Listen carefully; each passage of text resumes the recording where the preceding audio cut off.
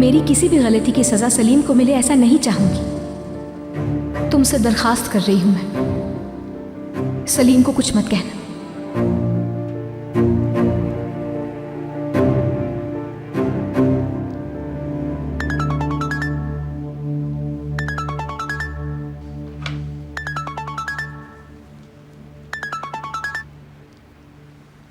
Spanish company ने contract भेज दिया है ईमान। जोहल उसका तर्जुमा कर रही है।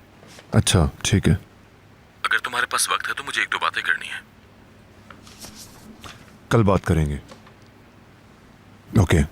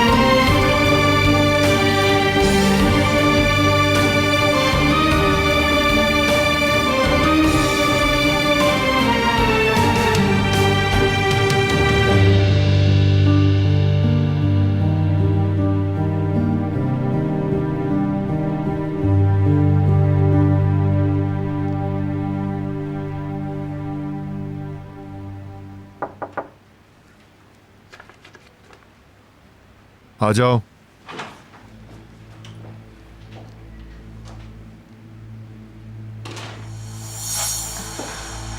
मैं कॉन्ट्रैक्ट ट्रांसलेट कर रही थी जो नदीम ने भेजा है।